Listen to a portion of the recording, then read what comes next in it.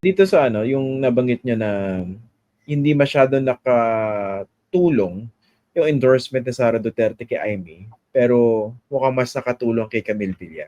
Anong basis? Ah, ang tingin namin yung yung resilience ng numbers ni Camille.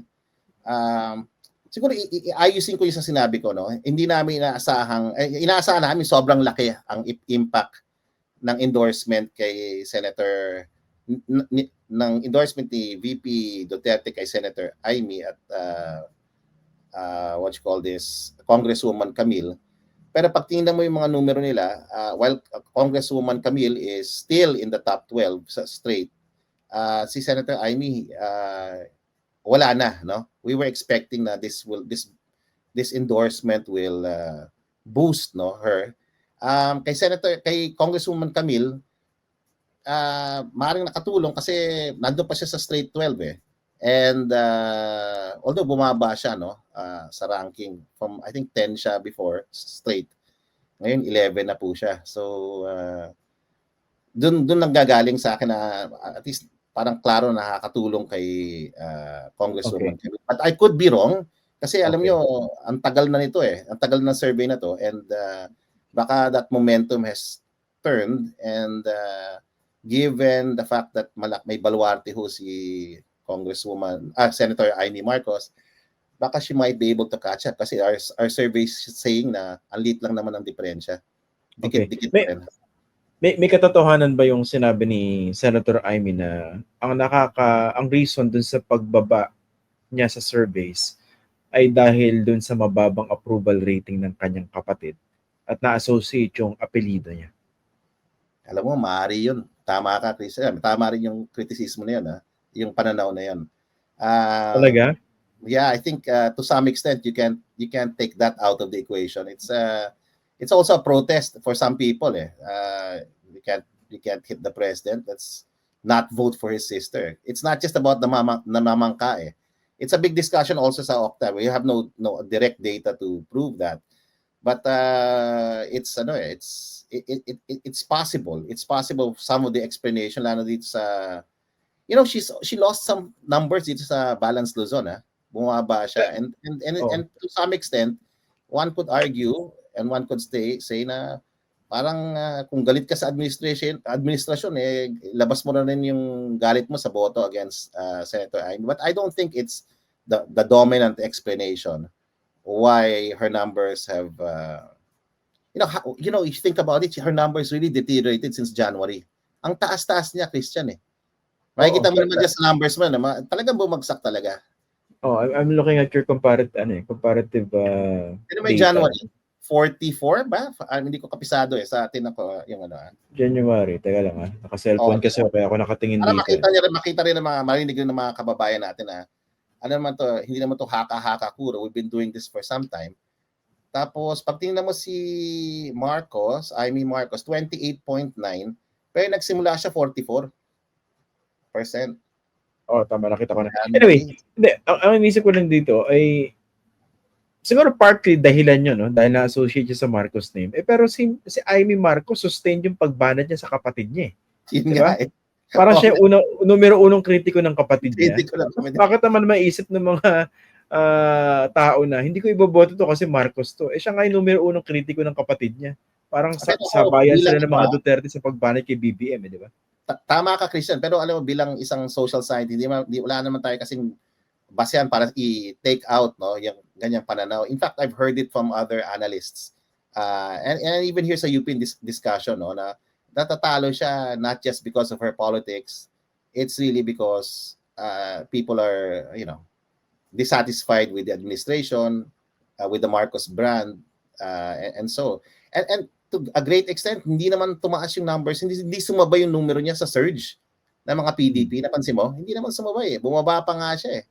So, baka kasi nga namamangka sa dalawang ilog. Hindi siya mapagkatiwalaan. Yeah, it's possible. Yeah, that's also supporters. One. But we don't know now, Christian, kasi hindi namin na-capture yung momentum, apparently hindi namin na-capture momentum ng endorsement ni VP Duterte, which, by the way, has been in social media, on TV, in ads.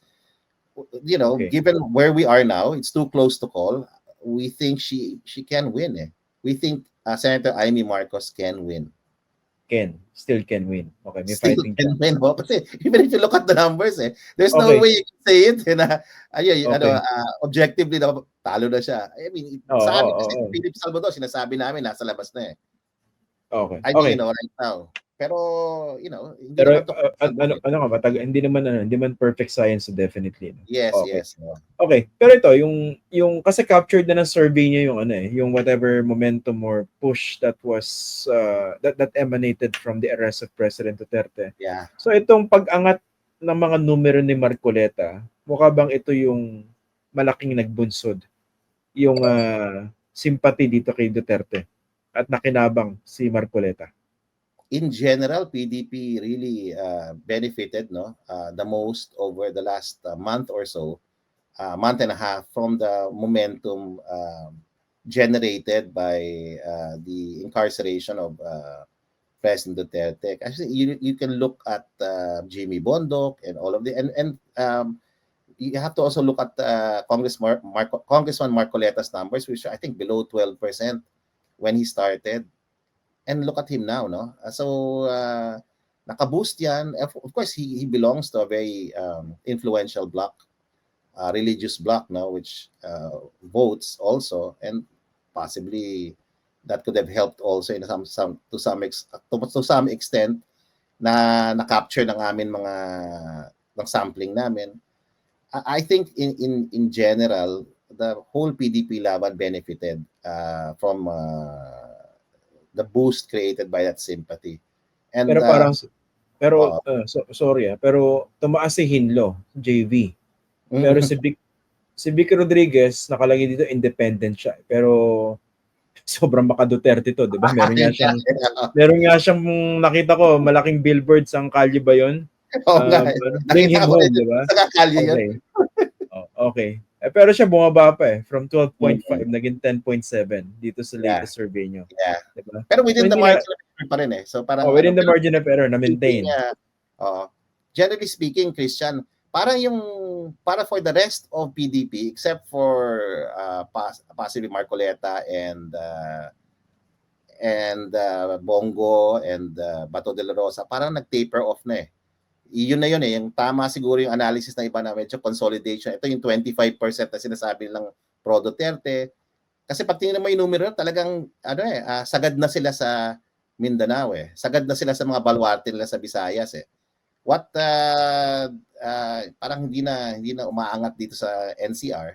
So yun na, baka yan nga yung sinasabi lang Duterte baluarte, hanggang doon na lang. Pero for Bongo and Bato de la Rosa, they're getting votes from independents in NCR, in Balance Luzon. So kaya mataas talaga sila. They've maintained and sustained their numbers. Pero for the PDP, yun nga, I think they've used up that base of support that's fueled their rise that started in March. Okay, yun lang. Itong si Erwin Tulfo, what's the reason why his numbers are down? From 61.2 naging 52.7.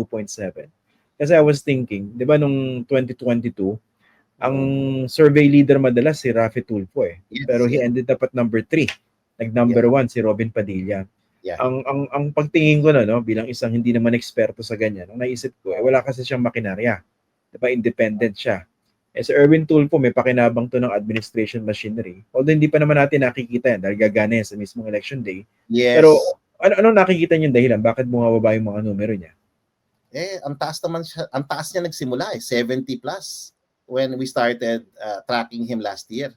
So I think it's rationalizing and of course the others have improved, no? Senator Bongo is the big story here in that sense, no? So I guess that's one. Number 2, I mean, you can also look at Ben Tulfo. He's also gone down they used to be 1, 2, and 3 Yeah, 45.4 to 40.2. Bumaba si Ben. Pero actually si Bongo bumaba sa inyo from 64.8 to 56.8. Yeah. So nag-rationalize rin yung mga botante natin. Hindi naman boss, wala naman 60% sa Senado na boto Alam mo yun? Na. Sobra naman yun. I think that's pretty impressive for me that they can sustain that kind of preference even now when it's extremely competitive. And it's in the late stages of the campaign. So I think to a great extent, but if you look at Erwin Tulfo, they're statistically tied, at least in our survey, with Senator Bongo. Yeah. So yun lang. And apparently in other surveys, umangat na nga daw siya. In some of the other latest surveys pala. Ito mga pinklawan, may pag-asa ba to? Si Bam tsaka si Kiko. Marami sa atin nagdadasal na sana meron eh. Okay, pero of course, sa datos nyo. Sa datos namin, it's tight eh. It's really tight. We're thinking, and we wrote it down naman sa media eh. It's too close to call. It's volatile and it's highly competitive and dynamic for 9, 10, 11, and 12. So that's why we decided, let's call it based on based on our data, and that is that 4 or 5 other candidates can still make it to the top 12. So that's it. So medyo we don't know. We don't know if their machinery is enough. We don't know if the pink and yellow movement will come out in full force. Right now, all we know is in Octa, number 12 siya. Pero sa napakadikit na laban, merong inherent advantage dito yung administrasyon dahil nandun yung makinarya, hindi ba? Yes. Sobrang dikit eh. Yeah, sobrang dikit. So, we're thinking Abalos can still make a final push, but we're not certain of that. What we seem to have a consensus on is Willie Revillame is a very strong candidate.